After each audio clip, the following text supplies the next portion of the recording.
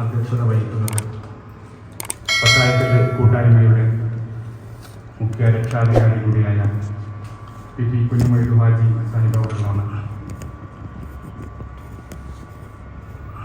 സൗഹൃദം സേവനം എന്ന ഒരു ആശയം ഉയർത്തിപ്പിടിച്ചുകൊണ്ട് കഴിഞ്ഞ 9 വർഷമായി പത്തായക്കല്ല്, മലവട്ടം, പറപ്പൂര് ഈ പ്രദേശത്ത് സാമൂഹിക, സാംസ്കാരിക, വിദ്യാഭ്യാസ മേഖലകളിൽ ഒട്ടേറെ പ്രവർത്തനങ്ങൾ നടത്തിക്കൊണ്ട് മുന്നേറിക്കൊണ്ടിരിക്കുന്ന പത്തായക്കല്ല് കൂട്ടായ്മ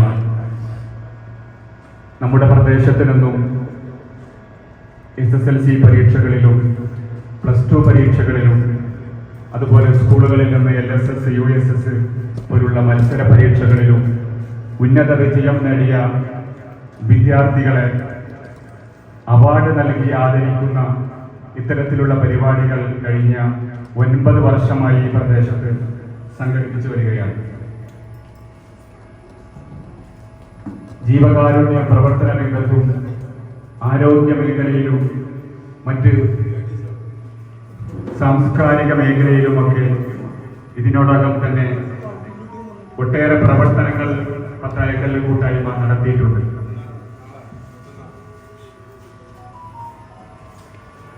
ഈ പ്രദേശത്തുള്ള ഒട്ടേറെ പ്രവാസികൾ അവരുടെയൊക്കെ നിർലോഭമായ പിന്തുണയും ആത്മാർത്ഥമായ സഹകരണവും കൊണ്ട് മാത്രമാണ് ഈ മേഖലകളിൽ പത്തായക്കല്ല് കൂട്ടായ്മക്ക് പ്രവർത്തിച്ച് പോരാൻ കഴിയുന്നത്.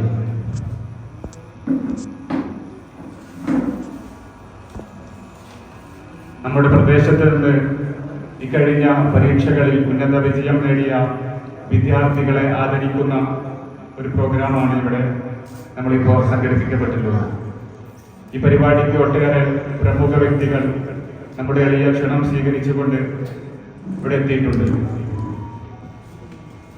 അവരൊക്കെ ഈ പരിപാടിയിലേക്ക് ഹാർദവമായി സ്വാഗതം ചെയ്യുകയാണ്. ഉയർന്ന മാർക്ക് നേടിക്കൊണ്ട് പരീക്ഷകളിൽ വിജയിച്ച മുഴുവൻ വിദ്യാർത്ഥികളെയും പത്തായക്കല്ല് കൂട്ടായ്മയ്ക്ക് വേണ്ടി അഭിനന്ദനങ്ങൾ അറിയിക്കുകയാണ്. ഈ പരിപാടിയുമായി സഹകരിച്ച ഒട്ടേറെ ആളുകളുണ്ട്. പ്രത്യേകിച്ച് ഈ കൂട്ടായ്മയുടെ അംഗങ്ങളായിട്ടുള്ള പ്രവാസികൾ, അവർക്കും പത്തായക്കല്ല് കൂട്ടായ്മയുടെ ഹൃദ്യമായ നന്ദിയും കടപ്പാടും രേഖപ്പെടുത്തുകയാണ്. ഞാൻ എൻ്റെ കർത്തവ്യത്തിലേക്ക് കടക്കുകയാണ്. ഈ മഹത്തായ ചടങ്ങിൽ അധ്യക്ഷം വഹിക്കുന്നത് ബഹുമാനപ്പെട്ട പി കുഞ്ഞുമൊയ്തു ഹാജി സാഹിബ് അവர்களാണ്. അദ്ദേഹത്തെ ഈ ചടങ്ങിലേക്ക് ഹാർദവമായി സ്വാഗതം ചെയ്യുന്നു. ഇവിടെ നമ്മുടെ ക്ഷണം സ്വീകരിച്ച് എത്തിയിട്ടുള്ള ഒട്ടേറെ രാഷ്ട്രീയ, സാമൂഹിക, സാംസ്കാരിക മേഖലകളിൽ പ്രവർത്തിക്കുന്ന പ്രമുഖ വ്യക്തികളുണ്ട്. അവരെയൊക്കെ ഈ പരിപാടിയിലേക്ക് ഹാർദവമായി സ്വാഗതം ചെയ്യുകയാണ്. മുർക്കത്ത് അഹമ്മദ് മാസ്റ്റർ, അലവി സാഹിബ്, കുറിയടത്ത് അബൂബക്കർ ഹാജി, ചന്ദ്രൻ നായർ, ഈ സ്കൂളിന്റെ അധ്യാപകൻ കൂടിയായ പത്തായക്കല്ല് കൂട്ടായ്മയുടെ പ്രവർത്തനങ്ങൾക്ക് എന്നും താങ്ങും തണലുമായി നമ്മോടൊപ്പമുള്ള മുജീബ് മാസ്റ്റർ, അതുപോലെ ഒട്ടേറെ ആളുകളുണ്ട്. എല്ലാവരെയും ഈ ചടങ്ങിലേക്ക് പത്തായക്കല്ല് കൂട്ടായ്മയ്ക്ക് വേണ്ടി ഹാർദവമായി സ്വാഗതം ചെയ്തുകൊണ്ട് ബഹുമാനപ്പെട്ട അധ്യക്ഷനെ യോഗത്തിലേക്ക് അധ്യക്ഷതാപരം അലങ്കരിക്കുന്നതിന് വേണ്ടി ക്ഷണിക്കുന്നു.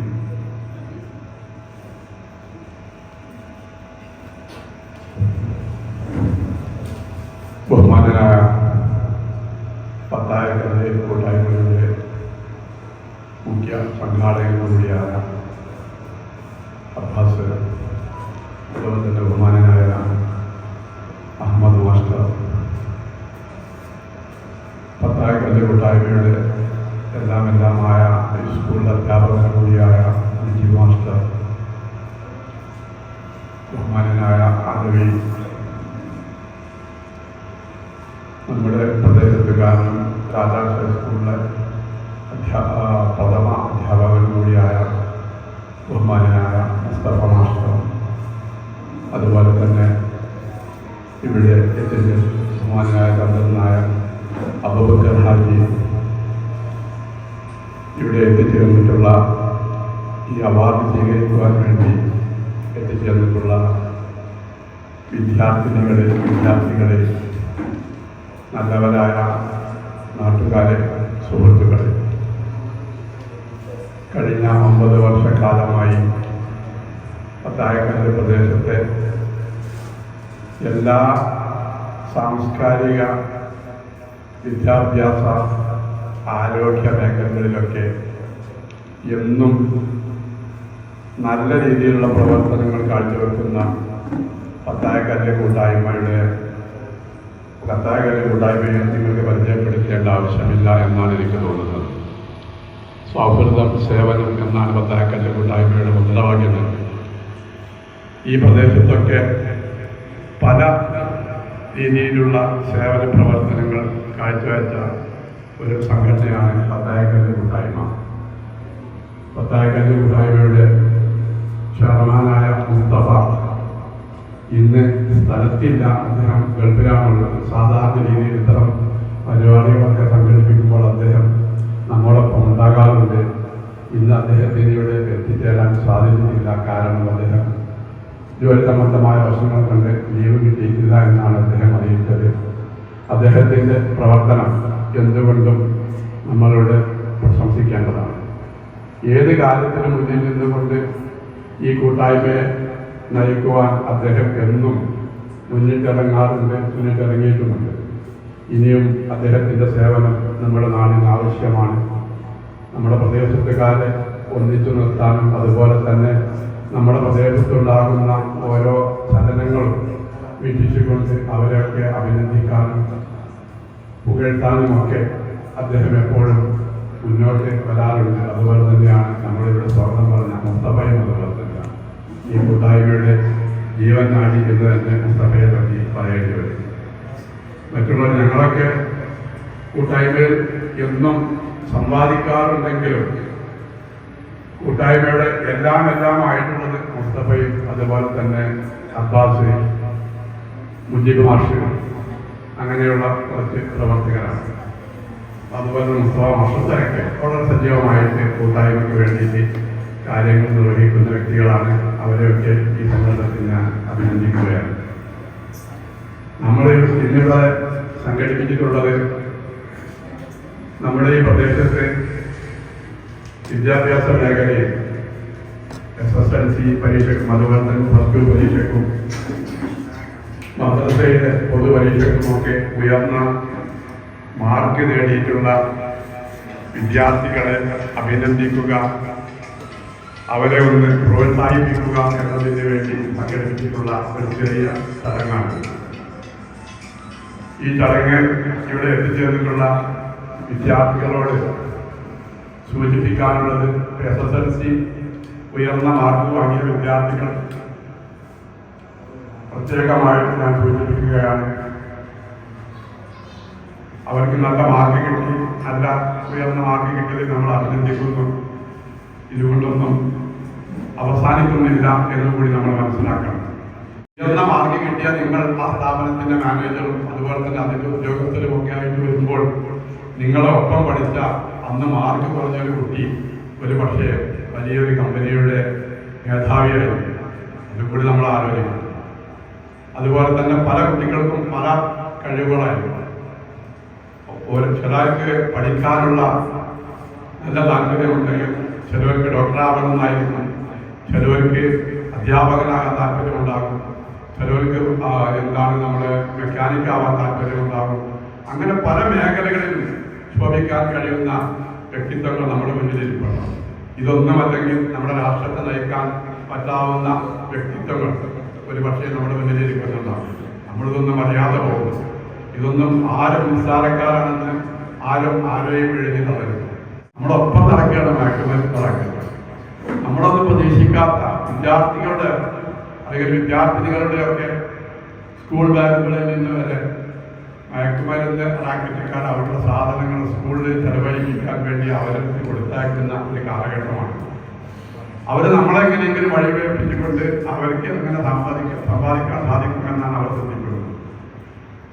അതുകൊണ്ട് തന്നെ മയക്കുമരുന്ന് റാക്കറ്റിനെ വളരെ ശ്രദ്ധയോടുകൂടി എല്ലാവരും ശ്രദ്ധിക്കണം. ഒപ്പമുള്ള വിദ്യാർത്ഥിനികളോ ഒക്കെ തെറ്റായ മാർഗത്തിലേക്ക് പോകുന്നുണ്ടെങ്കിൽ അവരുടെ അടുത്ത ആളുകളെയോ രക്ഷിതാക്കളെയോ ഒക്കെ വിവരമറിയിക്കാൻ തൊട്ടടുത്ത കൂട്ടുകാർക്കും ഒക്കെ പ്രത്യേകം ശ്രദ്ധിക്കണം എന്ന് മാത്രം പറഞ്ഞുകൊണ്ട് ഞാൻ എൻ്റെ വാക്കുകൾ ഉപസംഹരിക്കുകയാണ്. നിങ്ങളെ ഓരോരുത്തരെയും അഭിനന്ദിച്ചുകൊണ്ട് ഞാൻ എൻ്റെ വാക്കുകൾ നിർത്തുന്നു. നമസ്കാരം.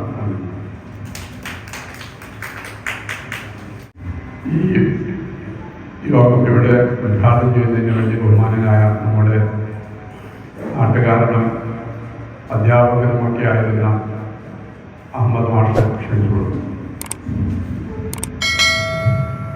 അഭിനന്ദനായ അധ്യക്ഷൻ, ഈ പ്രബലമായ ചടങ്ങിനെ നിയന്ത്രിക്കുന്ന പ്രിയപ്പെട്ട കുഞ്ഞുമൊയ്ത് ഹാജി, വേദിയിലുള്ള ഈ സ്കൂളിൻ്റെ അധ്യാപകരുടെ സുഹൃത്തുമായ പ്രിയപ്പെട്ട മുജീബ് മാസ്റ്റർ, അതുപോലെ തന്നെ കോളേജ് ലെക്ചർ, ഇവിടെ ഒരു മോട്ടിവേഷൻ ക്ലാസ് നിങ്ങൾക്ക് നൽകുന്ന പ്രിയപ്പെട്ട മാസ്റ്റർ, അതുപോലെ മാന്യനായ ചന്ദ്രൻ നായർ, അബൂക്കറക്ക, അതുപോലെ അനവി, ഈ പത്തായക്കല കൂട്ടായ്മയുടെ ഹൃദയ സ്പർക്കായി പ്രവർത്തിക്കുന്ന പ്രമുഖ പ്രവർത്തകന്മാർ, പ്രിയപ്പെട്ട മുസ്തഫ മാസ്റ്റർ, അതുപോലെ ഇതിൻ്റെ ഒരു കാര്യദർശിയും എല്ലാ കൊല്ലവും ഇതിൻ്റെ ഒരു പ്രചോദിതമായ പ്രവർത്തകനായി മുന്നിട്ട് നിൽക്കുന്ന പ്രിയപ്പെട്ട എൻ്റെ സുഹൃത്തും ഇവിടുത്തെ യുവജന രാഷ്ട്രീയ രംഗത്തൊക്കെ പ്രവർത്തിക്കുന്ന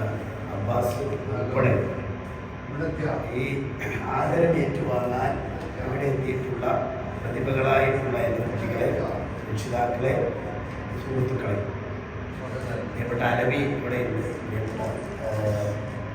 പിന്നെ ഈ രംഗത്തൊക്കെ പ്രവർത്തിക്കുന്ന ആളുകളാണ്. ഏതായാലും ഈ പത്തായക്കല്ല് കൂട്ടായ്മ കുറെ വർഷങ്ങളായി വളരെയധികം അടയാളപ്പെടുത്തി മുന്നോട്ട് പോയിട്ടുണ്ട്. ഇതേപോലെ സൂചിപ്പിച്ച മുസ്തഫ എന്നെ ഗൾഫിൽ നിന്ന് തന്നെ വിളിച്ചു. ഞാനത് വിളിച്ചപ്പോൾ വണ്ടൂർ ഭാഗത്ത് പത്തിരിയാൻ എന്ന് പറയുന്ന സ്ഥലത്തായിരുന്നു ഉണ്ടായത്. അവിടുന്ന് അതിവേഗത്തിൽ ഇവിടെ എത്താൻ ശ്രമിച്ചതുകൊണ്ട് ഇവിടെ എത്താൻ കഴിയും എന്നുള്ളതാണ് ദൈവാനുഗ്രഹം. ഏതായാലും ഇവിടെ നമ്മൾ നേരത്തെ പറഞ്ഞതുപോലെ നമ്മുടെ പള്ളിപ്പലാൻ ഹംസയെ ഒക്കെ പത്തായക്കല്ല് കൂട്ടായ്മയുടെ ഭാഗമായിട്ട് ഇവിടെ സ്മരിക്കേണ്ടതാണ്. ഏതായാലും കുഞ്ഞുമൊയ്ത് ഹാജി വളരെ പ്രൗഢഗംഭീരമായ രീതിയിൽ ഒരു ഗ്രാമീണ അന്തരീക്ഷത്തിൽ ഒരു സംവിധാനത്തിലുണ്ടായ നേട്ടത്തെക്കുറിച്ച് വളരെ കൃത്യമായി പറയുകയുണ്ട്. അതുകൊണ്ട് തന്നെ സ്മർശം പഠിപ്പിച്ചു. അപ്പോൾ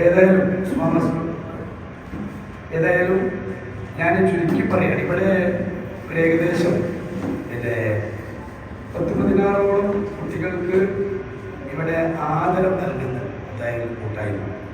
ഇതിൽ എൻ്റെ വളരെ ഞാൻ ആ ലിസ്റ്റ് ഒന്ന് പരിശോധിച്ചപ്പോൾ വളരെ സന്തോഷം തോന്നിയൊരു കാര്യം, അങ്ങനെ ഈ 4 SSLC A+കാർക്കും കഴിയട്ടെ എന്ന് ഞാൻ ആശംസിക്കുകയാണ്.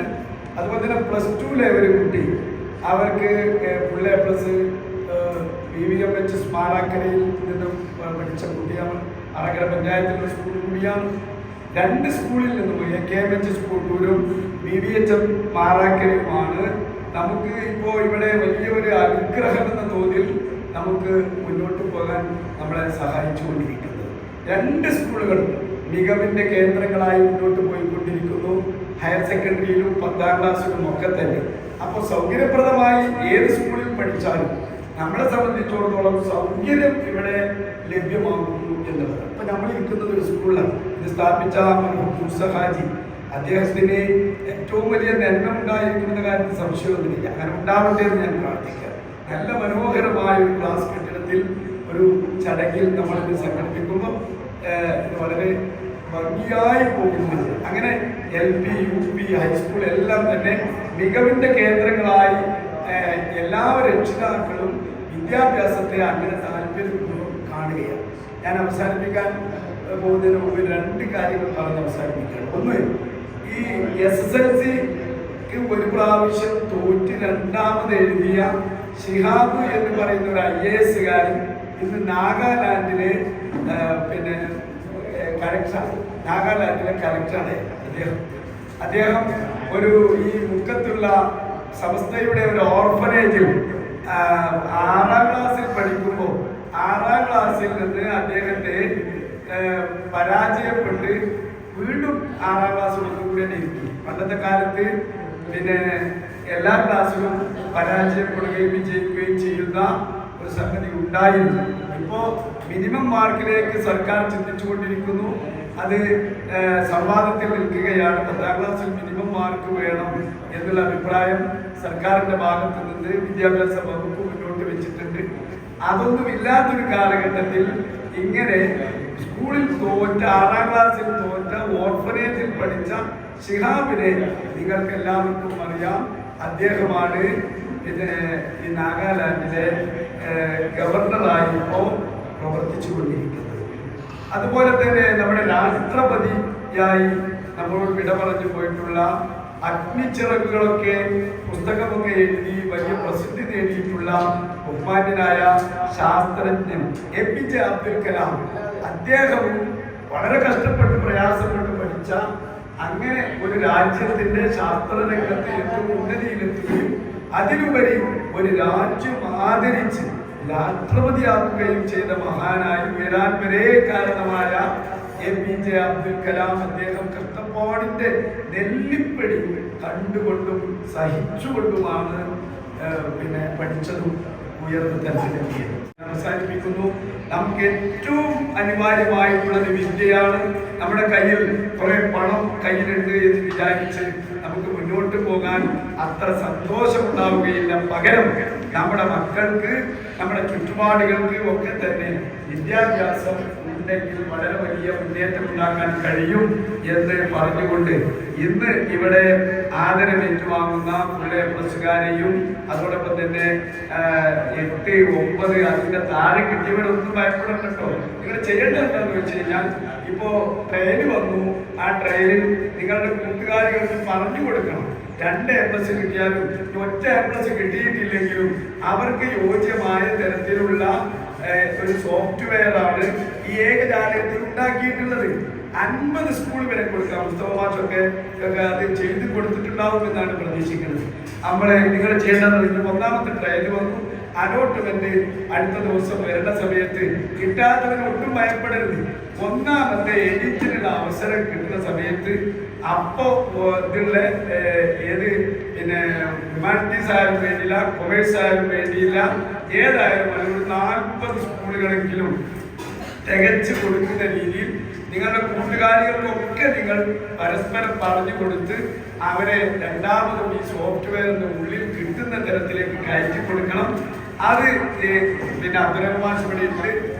ഞാൻ അത്തരം കാര്യങ്ങളിൽ എൻ്റെ പ്രദേശത്തൊക്കെ നിരന്തരം ശ്രമം നടത്തിക്കൊണ്ടിരിക്കുന്ന ഒരാളാണ്. എൻ്റെ കയ്യിൽ ആദ്യം തന്നെ ഞാനൊരു ബുക്ക് വാങ്ങി വെക്കും. ആ ബുക്കിൽ നിന്ന് ഒരു 40 സ്കൂളെങ്കിലും ഓരോ കുട്ടിക്കും പൂരിപ്പിച്ച് ചേർത്ത് കൊടുത്ത് ഏറ്റവും ഇവിടെ അവസാനം കിട്ടുന്ന ഒരു ഇതാണ് നമ്മുടെ ഈ വളാഞ്ചേരി സ്കൂളിലെ ഇസ്ലാമിക് ഹിസ്റ്ററി എന്ന് പറയുന്ന ഒരു ഹ്യൂമാനിറ്റീസിന്റെ ഒരു കോമ്പിനേഷൻ. ആ കോമ്പിനേഷൻ അടക്കം കൊടുത്തു കഴിഞ്ഞാൽ ആദ്യ സോഫ്റ്റ്വെയറിന്റെ ഉള്ളിൽ കയറി കഴിഞ്ഞാൽ ആ കുട്ടിക്ക് ക്ലാസ് സബ്ജക്റ്റ് മാറ്റം, അതേപോലെ തന്നെ സ്കൂൾ മാറ്റം, ഇതൊക്കെ ചെയ്യാൻ പറ്റും. അപ്പൊ നിങ്ങൾ ആദ്യം ചിന്തിക്കേണ്ടത് PT ഉഷയെ നമ്പി ആ ഓട്ടം പഠിപ്പിച്ചതുപോലെ നിങ്ങളെ താഴെ നിങ്ങളെ ബെഞ്ചിലിരുന്ന കുട്ടികൾ, കുറഞ്ഞ മാർക്ക് വാങ്ങിയ കുട്ടികളെ നിങ്ങൾ ചേർത്ത് പിടിക്കണം. അങ്ങനെ ചേർത്ത് പിടിക്കുമ്പോഴാണ്, അല്ലാതെ എനിക്ക് A+ കിട്ടി, എനിക്ക് കിട്ടിയല്ലോ, മറ്റവർക്ക് കിട്ടിയിട്ടില്ലട്ടോ എന്നല്ല പറയുന്നത്. എനിക്ക് കിട്ടിയിട്ടില്ലെങ്കിൽ എന്നുള്ള അർത്ഥത്തിലൊരു സാമൂഹ്യ ബോധം നിങ്ങൾക്ക് ഉയരണം.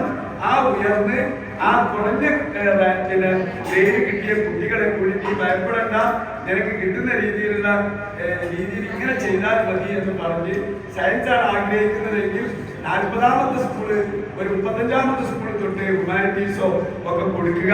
അങ്ങനെ സ്വാഭാവികമായി അത് വരും എന്നറിയിച്ചുകൊണ്ട് ഞാൻ ഈ ഒരു ചടങ്ങിനെ അവിചാരിതമാണെങ്കിലും ഉദ്ഘാടനത്തിന് അവസരം കിട്ടുകയുണ്ടായി. ഏതായാലും അതിലേറെ പ്രഗത്ഭരായ ആളുകൾ ഇവിടെ ഇരിക്കുന്നുണ്ട് എങ്കിൽ പോലും ഈ ഏൽപ്പിച്ച ഈ ദൗത്യം നിർവഹിച്ചതായി എല്ലാവരെയും അഭിനന്ദിച്ചുകൊണ്ട് ഇതിന്റെ ഉദ്ഘാടനം നിർവഹിച്ചതായി ഞാൻ അറിയിച്ചുകൊണ്ട് നിർത്തുന്നു. എല്ലാവർക്കും നന്ദി. ജയ്. പ്രിയമുള്ളവരെ, നമ്മുടെ ഈ ആദര പരിപാടിയിൽ ഇന്നിവിടെ എത്തിയിട്ടുള്ള നമ്മുടെ കുട്ടികൾക്ക് നമ്മുടെ ഈ നാട്ടിലെ തന്നെ ഒരുപാട് മേഖലകളിൽ പ്രശസ്തരായുള്ള ആളുകൾ ഇവിടെ ഉണ്ട്. അപ്പോൾ ആശംസകളും മറ്റുള്ള പ്രസംഗങ്ങളും ഉപരി ഇന്നിവിടെ എത്തിച്ചേർന്ന ഈ കുട്ടികൾക്ക് 10ാം ക്ലാസ് കഴിഞ്ഞ +2 കഴിഞ്ഞ ഹയർ സ്റ്റഡീസിനൊക്കെ വേണ്ടി തയ്യാറെടുത്തുകൊണ്ടിരിക്കുന്ന കുട്ടികൾക്ക് വേണ്ടി ഒരു സെഷൻ, ഒരു കരിയർ ഗൈഡൻസ് സെഷൻ കൂടെ ഒരു ചെറിയ രീതിയിൽ, നമുക്കറിയാം സ്ഥലപരിമിതിയുണ്ട്, കാലാവസ്ഥ അനുകൂലമല്ല, അങ്ങനെയൊക്കെ ആണെങ്കിൽ പോലും കൂട്ടായ്മ തുടക്കം മുതൽ 9 വർഷത്തോളമായി നമ്മുടെ നാട്ടിൽ എന്താണ് നമുക്ക് എന്ത് വിഭവമാണോ ഉള്ളത് അതിനെ ഉപയോഗപ്പെടുത്തിക്കൊണ്ട് നമ്മുടെ നാടിന് ചെയ്യാൻ പറ്റുന്ന, നമുക്കറിയാം വിദ്യാഭ്യാസ മേഖലയാണ് ഏതൊരു മാറ്റത്തിന്റെയും കാരണം. അപ്പൊ അതുകൊണ്ട് ആ മേഖലയിലെ പ്രവർത്തനങ്ങൾക്ക് വലിയ പ്രാധാന്യം കൊടുക്കാറുണ്ട്. ഇപ്പൊ സ്കൂൾ നാളെ തുറക്കുകയാണ്, ഇവിടെയുള്ള അധ്യാപകരൊക്കെ ഒരുപാട് തിരക്കുകളിലാണ് അറിയാം. എന്നാലും ഒരു കരിയർ ഗൈഡൻസിന്റെ ഒരു സെഷൻ നയിക്കുന്നതിന് വേണ്ടി നമ്മുടെ ബഹുമാന്യനായ പ്രൊഫസർ അബ്ദുറഹ്മാൻ സാർ ഇവിടെ എത്തിയിട്ടുണ്ട്. കുറച്ച് സമയം നിങ്ങളത് വളരെ ശ്രദ്ധയോടെ അത് കേൾക്കുകയും അത് മനസ്സിലാക്കുകയും നിങ്ങളുടെ സംശയ നിവാരണം നടത്താൻ കൂടി നിങ്ങളത് ഉപയോഗപ്പെടുത്തണം. ആശംസകളൊക്കെ നേരാൻ ഇവിടെ ഒരുപാട് നമ്മുടെ പ്രമുഖരായിട്ടുള്ള വ്യക്തികൾ ഇവിടെ ഉണ്ട്. എങ്കിലും അബ്ദുറഹ്മാൻ സാറെ ഞാൻ പരിചയപ്പെടുത്തുന്നത്, അദ്ദേഹം നമ്മുടെ ജില്ലയിൽ തന്നെ അല്ലെങ്കിൽ സംസ്ഥാനത്ത് തന്നെ ഒരുപാട് കാലങ്ങളോളമായി കരിയർ ഗൈഡൻസ് മേഖലയിൽ പ്രവർത്തിച്ചുകൊണ്ടിരിക്കുന്ന CG എന്നറിയപ്പെടുന്ന കരിയർ ഗൈഡൻസ് അതിന്റെ ജില്ലാ കോർഡിനേറ്റർ കൂടിയാണ് അദ്ദേഹം. നമ്മുടെ നാട്ടുകാരനാണ്. ഒരു പക്ഷേ എല്ലാവർക്കും പരിചയം ഉണ്ടായിക്കൊള്ളുന്നില്ല. അദ്ദേഹത്തെ പരിചയപ്പെടുത്തുകയാണ്. അദ്ദേഹം കൂടുതലായിട്ട് നമ്മുടെ നാട്ടുകാരനാണ്. അദ്ദേഹം നിങ്ങളോട് കാര്യങ്ങൾ സംസാരിക്കുകയും നിങ്ങളുടെ സംശയ നിവാരണത്തിന് അവസരം നൽകുകയും ചെയ്യും. ബഹുമാന്യനായ അബ്ദുറഹ്മാൻ മാഷിനെ വളരെ സ്നേഹത്തോടുകൂടി ഈ സെഷൻ കൈകാര്യം ചെയ്യുന്നതിന് വേണ്ടി സ്നേഹപൂർവ്വം സ്വാഗതം ചെയ്യുന്നു. എൻ്റെ പേര് അബ്ദുറഹ്മാൻ. ഞാൻ ഈ നാട്ടുകാരനാണ്. ബേസിക്കലി ഞാൻ കോട്ടൂരുകാരനാണ്. ഞങ്ങൾ കോട്ടൂരിൽ ഞങ്ങൾക്ക് ഇങ്ങനെ ഒരു കൂട്ടായ്മയുണ്ട്. ഇവിടെ ഞാൻ അങ്ങനെ അധികം ഇങ്ങനെ പ്രവർത്തനത്തിലേക്ക് വന്നിട്ടില്ല. അപ്പോൾ അവിടെ ഞങ്ങൾക്ക് ദൃഷ്ടി എന്ന് പറഞ്ഞൊരു പ്രോഗ്രാമാണ്. ദൃഷ്ടിയിൽ കോട്ടൂരുകാരായിട്ടുള്ള ആളുകൾ മാത്രം, കോട്ടൂരുകാരായിട്ടുള്ള വിദ്യാർത്ഥികൾ, കോട്ടൂരിലുള്ള ആളുകളുടെ ഫണ്ട് ചെയ്ത് അവിടുത്തെ ട്രെയിനേഴ്സ് കംപ്ലീറ്റ് കോട്ടൂരുകാരായിട്ടുള്ള ഒരു പ്രോഗ്രാമാണ് ദൃഷ്ടി. എല്ലാ വർഷവും നടന്നു വരാറുണ്ട്. അപ്പോൾ അതിൽ കുറേ ആളുകളൊക്കെ ഇവിടുത്തെ കുട്ടികളൊക്കെ ഞങ്ങൾ BSc കോഴ്സ് ഇവിടുത്തെ മലയാളത്തെ കുട്ടികളൊക്കെ ഏതായാലും ഞാൻ അതിലേക്ക് പോകില്ല. അപ്പോൾ നിങ്ങളൊക്കെ 10ാം ക്ലാസ് കഴിഞ്ഞത്രയൊക്കെ +2 ഇതിൽ LSSA ഉണ്ടല്ലേ. LSSAയുടെ രക്ഷിതാക്കളോട് ആദ്യം തന്നെ പറഞ്ഞു ഒഴിവാക്കി. USS എന്ന് പറഞ്ഞൊരു സംഭവം ഉണ്ട്, നിങ്ങൾക്ക് അറിയാം അല്ലേ? അത് നിർബന്ധമായും വാങ്ങാനുള്ള പദ്ധതികൾ നിങ്ങളുടെ മനസ്സിൽ ഉണ്ടാവണം. അത് കഴിഞ്ഞിട്ട് നാഷണൽ ടാലന്റ് സെർച്ച് എക്സാം ഉണ്ട്. ഈ നാട്ടിലെ മിക്കവാറും എല്ലാ കുട്ടികളും അതിൽ എഴുതാൻ എലിജിബിളാണ്. അത് എഴുതണം. അത് എഴുതാൻ കുട്ടികളെ പ്രേരിപ്പിക്കണം. ഒരു രക്ഷിതാക്കളായിരിക്കും ഷർഫുലിന് പറഞ്ഞിടത്തോളം. അത് കഴിഞ്ഞിട്ട് ഇത് ബേസ് ചെയ്തിട്ടാണ് നമ്മൾ കുട്ടികളെ ജൂനിയർ IAS എന്ന് പറയുന്ന, ഇത് LSSAരോട് മാത്രം പറയുന്നത്, ജൂനിയർ IASന് ഇപ്പൊ തന്നെ 8ാം ക്ലാസ് മുതൽ നമ്മുടെ കുട്ടികളെ ചേർക്കണം. അതിന് ഇപ്പോൾ എവിടെ കിട്ടും എന്നുള്ളതാണ്. പെരിന്തൽമണ്ണയിൽ MLAയുടെ ബേസിൽ ക്രിയ എന്ന് പറയുന്ന ഒരു സ്ഥാപനമാണ്. അവരിപ്പം തന്നെ എന്ത് ചെയ്യുന്നത്, 5ാം ക്ലാസ് മുതൽ 8ാം ക്ലാസ് വരെയുള്ള കുട്ടികൾക്കും 8 മുതൽ 10 വരെയുള്ള കുട്ടികൾക്കും 10 മുതൽ 12 വരെയുള്ള കുട്ടികൾക്കൊക്കെ സെപ്പറേറ്റ് ആയിട്ട് IASന്റെ കോച്ചിങ് നടത്തുന്നത്. അപ്പൊ നിങ്ങൾക്ക് ഒന്നുകിൽ അവരെ സമീപിക്കാം, അതല്ലെങ്കിൽ കേരളത്തിലെ ഏറ്റവും നല്ല IAS ഇൻസ്റ്റിറ്റ്യൂട്ടുകളിലൊക്കെ എന്ത് ചെയ്യുന്നത്, ഓൺലൈൻ കോച്ചിങ് നടത്തുന്നുണ്ട് IAS. ഞാനിവിടെ IASനോട് പറഞ്ഞ ജൂനിയർ IASന് ഈ കുട്ടികളെ വളരെ കുറഞ്ഞ ഫീസേ വരുള്ളൂ. ഓൺലൈൻ ആവുമ്പോൾ 4000 മുതൽ 5000 രൂപ വരെ ഫീസ് അതിന് വരുള്ളൂ. LSS കുട്ടികൾക്ക് സാധാരണ USS കുട്ടികൾക്ക് ഡിസ്കൗണ്ട് 50% വരെ ഡിസ്കൗണ്ട് ഉണ്ടാവും. അപ്പൊ ആ കാര്യം LSSന്റെ കുട്ടികളും USSന്റെ കുട്ടികളും ശ്രദ്ധിക്കുക, അവരുടെ രക്ഷിതാക്കൾ ശ്രദ്ധിക്കുക. ഭാവിയിൽ ഒരു BSc പ്രിപ്പറേഷനിൽ വരുന്നവരെ അത് എത്തണം. ഓക്കെ, അത് ആണ് അവരോട് പറയാനുള്ളത്. ഇനി നമ്മളൊക്കെ കുട്ടികളാണ്, നിങ്ങളൊക്കെ വളർന്നു വരുന്ന കുട്ടികളാണ് അല്ലേ? നിങ്ങൾ എപ്പോഴെങ്കിലും ഈ പൂമ്പാറ്റയെ കണ്ടിട്ടുണ്ടോ? ഈ പൂമ്പാറ്റയെ കാണുമ്പോൾ നിങ്ങളുടെ മനസ്സിൽ എന്താണ് ഒരു ഓർമ്മ? എന്താണ് ഒരു പൂമ്പാറ്റ കാണുമ്പോൾ നിങ്ങളുടെ മനസ്സിലായത്? എന്താണ് ഒരു പൂമ്പാറ്റിനെ കണ്ടാൽ പെട്ടെന്ന് എന്താ ഓർമ്മ?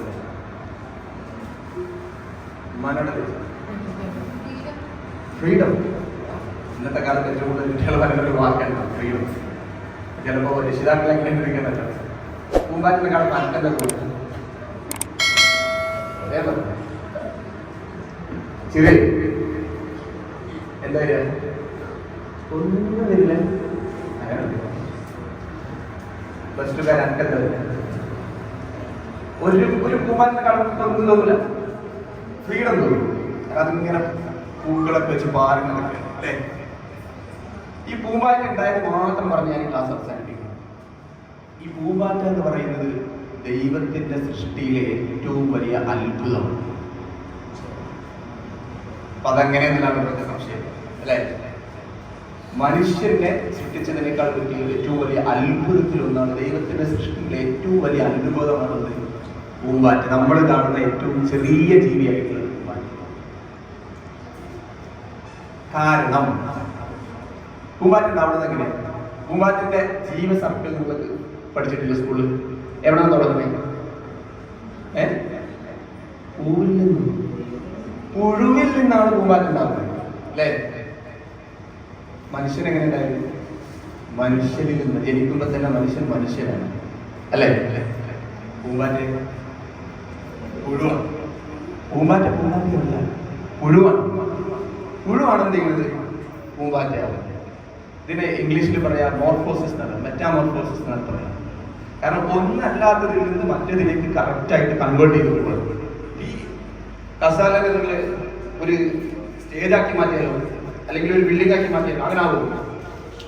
ആവില്ല. കാരണം എന്താ വെച്ചാൽ ഒരു മരത്തിന്റെ സാധനമാണ് അല്ലേ? ബട്ട് പൂമ്പാറ്റ അങ്ങനെയാണ് ചെയ്യുന്നത്. ഒരു പുഴു പിടിക്കുന്നത് പൂമ്പാറ്റയായി മാറില്ല. ഒന്നും അല്ല, ഒന്ന് കംപ്ലീറ്റ് മാറിയിട്ടാണ് മറ്റേതാവുന്നത്. അതുകൊണ്ട് ട്രാൻസ്ഫോർമേഷൻ അല്ല, മോർഫോസിസ് അല്ല, മോർഫിംഗ് ആണ് അവിടെ സംഭവിക്കുന്നത്. അപ്പൊ എങ്ങനെയാണ് പൂമ്പാറ്റ ആയതെന്നുള്ള ചോദ്യത്തിന് ഉത്തരം മാത്രം ഞാൻ പറയാം. പൂമ്പാറ്റയുടെ ശരീരത്തിൽ പലതരം സെല്ലുകൾ ഉണ്ടാവും.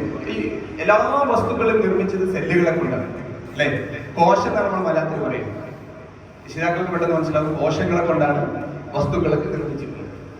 പൂമ്പാറ്റയുടെ ശരീരം, ഈ പുഴുവിന്റെ ശരീരത്തിൽ എന്തുണ്ടാവും? കോശങ്ങളുണ്ടാവും. പക്ഷേ ഒരു കോശം വ്യത്യസ്തമായിരിക്കും പുഴുവിന്റെ ശരീരത്തിൽ ആദ്യം. ഓക്കെ, അതിന് നമ്മൾ ഇമാജിനറി കോശങ്ങൾ എന്ന് പറയാം. എന്താ പറയാ? ഇമാജിനറി കോശങ്ങൾ എന്ന് പറയാം. അപ്പൊ പുഴു കോശങ്ങളുണ്ട്, ഇമാജിനറി കോശങ്ങൾ. ഈ പുഴു ഇങ്ങനെ ജീവിച്ച് കുറച്ചു കാലം കഴിയുമ്പോൾ ഈ ഇമാജിനറി കോശങ്ങൾ പെരുകാൻ തുടങ്ങും. ഇമാജിനറി കോശങ്ങൾ എന്ത് ചെയ്യും? മെല്ലെ എണ്ണം കൂടും. ഒന്നുള്ളത് രണ്ടാവും, മൾട്ടിപ്ലിക്കേഷൻ ആണ് സംഭവിക്കുന്നത്. 2 4ആവും, 4 8ആവും. 8 നമ്മുടെ സ്ക്വയർ ഇട്ടിട്ട് പെട്ടെന്ന് പ്ലസ് ടു ആയിട്ട് പെട്ടെന്ന് മനസ്സിലാക്കും. സ്ക്വയർ എന്ന് പറഞ്ഞ വാക്ക് പഠിച്ചിട്ടില്ല. സ്ക്വയർ ഇട്ടിട്ട് അതിന്റെ മൾട്ടിപ്ലിക്കേഷനിൽ അങ്ങനെ. അപ്പൊ ഇവിടെ സംഭവിക്കുന്നത് വെച്ചാൽ ഈ പുഴു കോശങ്ങളും ഇമാജിനറി കോശങ്ങളും തമ്മിൽ ഫൈറ്റാണ് ഇതിന്റെ ശരീരത്തിൽ നടക്കുന്നത്. ഈ ഫൈറ്റ് നടക്കുമ്പോൾ എപ്പോഴും വിജയിക്കുന്നത് ഇമാജിനറി സെല്ലുകളായിരിക്കും. അപ്പൊ ഇമാജിനറി സെല്ലുകൾ മെല്ലെ നിങ്ങൾ ഈ പകുതി ആയ പൂമ്പാറ്റിനെ കണ്ടിട്ടുണ്ടോ? ചിലപ്പോൾ പൂമ്പാറ്റിന് ചില കളറൊക്കെ ഉണ്ടാവും. ചത്ത പുഴുവിനെ കണ്ടിട്ടുണ്ടാവും. ശ്രദ്ധിച്ചാൽ അറിയാം, ചിലപ്പോൾ പകുതി പൂമ്പാറ്റയുടെ കളർ ഉണ്ടാവും. അതിങ്ങനെ ഫൈറ്റ് ചെയ്ത് മെല്ലെ എണ്ണം കൂടി 20%, 40, 60, 80, 90, 100 ആയി കഴിഞ്ഞാൽ എന്തായി? പൂമ്പാറ്റ എന്തായി? അല്ല, പുഴു എന്തായി? പൂമ്പാറ്റയായി. ഇത് ഞാൻ ഇവിടെ പറയാൻ കാരണം എന്ന് വെച്ചാൽ നമ്മളൊക്കെ എല്ലാവരും ചെറുതായി ജനിക്കുമ്പോൾ ഒരു പുഴുവിനെ പോലെ തന്നെയാണ് അല്ലേ? എങ്ങനെയാണ് നമ്മൾ ഒരു പൂമ്പാറ്റയായി മാറുന്നത്? പൂമ്പാറ്റയായി ആയാലും എന്താണെന്ന് ഞാൻ ചോദിക്കാം. ഈ ഇമാജിനറി സെല്ലുകൾ എങ്ങനെയാണോ അതുപോലെ തന്നെയാണ് നമുക്കും നന്മകൾ എന്ന് പറയുന്നത്. ഒരു മനുഷ്യൻ ഒരു പൂമ്പാറ്റയുടെ രൂപത്തിലേക്ക് മാറും. പൂമ്പാറ്റയെ കാണുമ്പോൾ ആളുകൾ ഭയങ്കര സൗന്ദര്യമല്ലേ, നമുക്ക് അതിനൊക്കെ തുടങ്ങണമെന്ന് തോന്നും, അതിനൊക്കെ പിടിക്കണമെന്ന് തോന്നും. ഇത്ര മനോഹരമായിട്ടാണ് പൂമ്പാറ്റകൾ പാടി പറക്കുന്നത് നോക്കി നമുക്ക് അതിൻ്റെ ആ ഒരു ഫ്രീഡത്തെ കുറിച്ച് നമുക്ക് അല്ലേ, ഒരുപാട് ഉയരങ്ങളിൽ പൂമ്പാറ്റ പറക്കും. പൂമ്പാറ്റ ഒരു സ്ഥലത്ത് നിന്ന് മറ്റൊരു സ്ഥലത്തേക്ക് പോകാൻ യാതൊരു റെസ്ട്രിക്ഷൻസും ഇല്ല. ആളുകൾ കാണുമ്പോൾ അതിന്റെ സൗന്ദര്യത്തെ ആസ്വദിക്കുന്നുള്ളതാണ് പൂമ്പാറ്റയുടെ ഏറ്റവും മനോഹരമായ കാര്യം. എന്തുകൊണ്ട് പൂമ്പാറ്റയ്ക്ക് സൗന്ദര്യമുണ്ട് അല്ലേ? സൗന്ദര്യം എങ്ങനെ കിട്ടി? ഇമാജിനറി സെല്ലുകൾ പൂമ്പാറ്റയുടെ ശരീരത്തിൽ നിറച്ചു എന്നുള്ളതാണ്. ഇതുപോലെ നമ്മളും എന്ത് ചെയ്യണം? ഇമാജിനറികളാണ്. നമ്മളും ജീവിക്കുന്നത് പുഴുക്കളെ പോലെ തന്നെയാണ്. നമുക്ക് ജീവിതത്തിൽ 2 ഓപ്ഷൻസ് ഉണ്ട് ജീവിക്കാൻ. ഒന്നുകിൽ നമുക്ക് എന്ത് ചെയ്യാം? പുഴുവായി ജനിച്ചവരാണെന്ന് കൂടെ, ഭൂമികൾ എല്ലാവരും പുഴുവായി ജനിച്ചവരാണെന്ന് കൂടെ നമുക്ക് 2 ഓപ്ഷൻ ഉണ്ട്. ഒന്നുകിൽ നമുക്ക് എന്ത് ചെയ്യാം? പുഴുവായി തന്നെ മരിക്കാം. നമ്മുടെ നാട്ടിൽ ഒരുപാട് ആളുകൾ പുഴുവായി മരിക്കുന്നവരുണ്ട്. നിങ്ങൾ അങ്ങാടിയിലേക്ക് നോക്കിയാൽ അറിയാം, നിങ്ങളുടെ ക്ലാസ്സിൽ തന്നെ പകുതി ആൺകുട്ടികളും പുഴുവായി തന്നെ മരിക്കാൻ തീരുമാനിച്ചവരെ പോലെ തന്നെയാണ് നമ്മുടെ നാടിന്റെ സ്ഥിതി. അതാണ് ആൺകുട്ടികൾ നല്ലൊരു ശതമാനം അങ്ങാടിയിൽ പുഴുവായി ജനിച്ച് പുഴുവായി മരിക്കാൻ തന്നെ തീരുമാനിച്ച പോലെയാണ് നമ്മുടെ നാട്. ഇനി നമുക്ക് മറ്റൊരു ഓപ്ഷൻ ഉണ്ട്, പൂമ്പാറ്റയായി മാറിപ്പറക്കാം. അതിന് നമ്മൾ എന്ത് ചെയ്യണം? ഇമാജിനറി ചിന്തകൾ. എന്തൊക്കെയാണ് ഇമാജിനറി ചിന്തകൾ എന്നുള്ളതാണ് ചോദ്യം. അപ്പൊ നമ്മൾ നല്ല ചിന്തകളെ, നല്ല പ്രവൃത്തികളെ, നല്ല ആശയങ്ങളെ നമ്മളുടെ ബ്രെയിനിലേക്ക് സന്നിവേശിപ്പിക്കുക എന്നുള്ളതാണ് ഇതിന് നമുക്ക് ചെയ്യാൻ പറ്റുന്ന ഏറ്റവും വലിയ കാര്യം. ലോകത്തെ ഏറ്റവും വലിയ പണക്കാരും ഏറ്റവും വലിയ വിജയിച്ച ആളുകളും എന്തല്ല നല്ല ശരീരമുള്ള ആൾക്കാരല്ല. പിന്നെ ഇന്നത്തെ കാലത്ത് ഏറ്റവും വലിയ വിജയി എന്ന് പറഞ്ഞാൽ നല്ല ബുദ്ധി ഉപയോഗിക്കുന്നവരാണ്. നന്നായി ബുദ്ധി ആരാണ് ഉപയോഗിക്കുന്നത് അവരാണ് ഏറ്റവും വലിയ വിജയി. അപ്പൊ അതുകൊണ്ട് നമുക്ക് ശരീരം വേണം, ആരോഗ്യം വേണം. ബട്ട് ആരോഗ്യം ജസ്റ്റ് നല്ല ചിന്തകൾ ഉണ്ടാവാനുള്ള ഒരു ഉപാധി മാത്രമാണ്. ഓക്കെ, ഇപ്പൊ ഞാൻ അവസാനിപ്പിക്കുകയാണ്. നല്ല ചിന്തകളെ, നല്ല പ്രവൃത്തികളെ നമ്മളുടെ ചിന്തയിലേക്ക് കൊണ്ടുവരുന്നതാണ് നമുക്കും ഒരു പൂമ്പാറ്റയാവാനുള്ള ഒരു മാർഗം. ഓക്കെ, ഇപ്പൊ നല്ല ചിന്തകൾ നമുക്ക് ഉണ്ടാവുന്നതാണ്. എന്താണ് നല്ല ചിന്ത എന്ന് പറയുമ്പോൾ? നിങ്ങൾക്കൊക്കെ ലക്ഷ്യങ്ങൾ കാണും അല്ലേ? പക്ഷേ നമുക്ക് ലക്ഷ്യങ്ങൾ മാത്രം ഉണ്ടായപ്പോൾ ലക്ഷ്യങ്ങൾ ഉണ്ടാവുക എന്നതിനപ്പുറത്തേക്ക് അതീതമായ ഒരു ലക്ഷ്യം ഉണ്ടാവുക. ഞാൻ ചോദിക്കട്ടെ, നിങ്ങൾ ഇവിടെ വന്നിരുന്നപ്പോൾ ഇവിടെ ഒരുപാട് ആളുകളുണ്ട് അല്ലേ? നാളെ ഇങ്ങനെ ഒരു പരിപാടി ഈ ഒരു വാട്സാപ്പ് ഞാൻ നടത്തുമെന്ന് ചിന്ത ആരെങ്കിലും ഉണ്ടായിരുന്നോ? ആരെങ്കിലും മനസ്സിലുണ്ടായിരുന്നോ? ഞാനൊരു വലിയ ജോലിയൊക്കെ നേടി ഈ നാട്ടിനെ നയിക്കുന്ന ഒരാളായി, ഈ നാട്ടിലുള്ള എല്ലാ കാര്യങ്ങളും നോക്കി നടത്തുന്ന ഒരാളായി, നാട്ടിലെ സമുദായത്തിന്, നാടിന് ഒരു ലീഡർഷിപ്പിലുള്ള ഒരാളായി വന്ന് ഇങ്ങനെ ഒരു പരിപാടി ഞാൻ നടത്തുമെന്ന ചിന്ത നിങ്ങൾ ആരെങ്കിലും മനസ്സിൽ വന്നിട്ടുണ്ടോ? ഇതാണ് നമ്മുടെ ചിന്ത. നമ്മുടെ ഒരു ഡോക്ടർ ആവാന്നുള്ളതോ ഒരു എഞ്ചിനീയർ ആവാന്നുള്ളതോ എത്ര ഡോക്ടർമാർ ഡെയിലി പത്രത്തിൽ കാണുന്നുണ്ട്? കൊല അങ്ങനെയല്ല, അതിന്റെ പേരുകളൊന്നും പറയില്ല, അത്രയും അസഭ്യമാണെന്നല്ല വിദ്യാഭ്യാസ മേഖലയിലുള്ള ആളുകളുടെ പ്രവൃത്തി. പക്ഷെ നമുക്ക് ഒരു ഡോക്ടർ ആവുന്നതിനപ്പുറത്തേക്ക് നല്ല ഡോക്ടർ ആവാൻ, ഒരു എഞ്ചിനീയർ ആവുന്നതിനപ്പുറത്തേക്ക് നല്ലൊരു എഞ്ചിനീയർ ആവാൻ, ഒരു നേഴ്സ് ആവുന്നതിനപ്പുറത്തേക്ക് ഒരു നല്ല നേഴ്സ് ആവാനുള്ള ചിന്ത നമുക്ക് ഉണ്ടാവാറുണ്ട്. അതിനെ നമ്മൾ മലയാളത്തിൽ പറയാം അതീതമായ ഒരു ലക്ഷ്യം നമുക്ക് ഉണ്ടാവും. ലക്ഷ്യം ഉണ്ടാവുന്നതല്ല കാര്യം, നിങ്ങൾ ഡോക്ടർ ആവുന്നത് നിങ്ങളുടെ ലക്ഷ്യം. പക്ഷെ അതിനപ്പുറത്തേക്ക് ഒരു നല്ല ഡോക്ടർ ആവാൻ, സമൂഹത്തിന് ഉപകാരപ്പെടുന്ന ഒരു ഡോക്ടർ ആവാനുള്ള ഒരു ചിന്ത നമുക്ക് ഉണ്ടാവുന്നതാണ്. എത്ര ഡോക്ടർമാർ ലോകത്തുണ്ട് അല്ലേ? അതിൽ കുറഞ്ഞ ആളുകൾ മാത്രമേ മനുഷ്യന്മാർ ഓർമ്മയുള്ളൂ. കാരണം എന്താ? അയാൾ നല്ല ഒരു ഡോക്ടർ ആവുമ്പോൾ ആൾക്കാരാണ്, ഇല്ലെങ്കിൽ അയാൾ കത്തിയാണ്, ആ ചെങ്ങായിന്റെ പോവെന്താ പറയുക, അങ്ങനെയല്ല പറയാം. മാഷന്മാരൊക്കെ എത്ര ആൾക്കാർ നല്ല മാഷന്മാരുണ്ട്? നമ്മുടെ സ്കൂളിൽ എത്ര നല്ല മാഷന്മാരുണ്ട് അല്ലേ? എത്ര ചീത്ത മാഷന്മാരുണ്ട്? അപ്പൊ നല്ലവരെ നമ്മളെപ്പോഴും ചെയ്യും, ബഹുമാനിക്കും, ആദരിക്കും. അങ്ങനെ ആവാനുള്ള ഒരു ചിന്ത നമുക്ക് ഉണ്ടാവുന്നത്. ലക്ഷ്യം മാത്രം ഉണ്ടായ പോലെ അതീതമായ ലക്ഷ്യം ഉണ്ടാവുന്നത്. അതെങ്ങനെ ഉണ്ടാക്കാന്നുള്ളതാണ് ചോദ്യം. വളരെ സിമ്പിൾ ആയിട്ടുള്ള ഒരു ടെക്നിക്ക് മാത്രം പറയാം. 20 കൊല്ലം കഴിഞ്ഞിട്ട് മാതൃഭൂമി പത്രത്തിലൊരു എഡിറ്റിംഗ് വരികയാണ്. ഓക്കെ, മാതൃഭൂമി പത്രത്തിലൊരു എഡിറ്റിംഗ് വരികയാണ്. 1ാമത്തെ പേജിൽ എൻ്റെ പേരിലാണ്, എൻ്റെ പേരെന്താ? ഫാത്തിമ ഹിബ ഫാത്തിമയുടെ പേരിലാണ് ഹെഡിങ് വരുന്നത്. ഓക്കെ, ആ ഭയങ്കര ഹെഡിങ് ഒന്നാമത്തെ പേജിൽ തന്നെ വരികയാണെങ്കിൽ അത് എന്തായിരിക്കണം എന്ന് എന്നെ മനസ്സിലായി. അങ്ങനെ ഒരു ഹെഡിങ് വന്നാൽ അത് എന്തായിരിക്കും?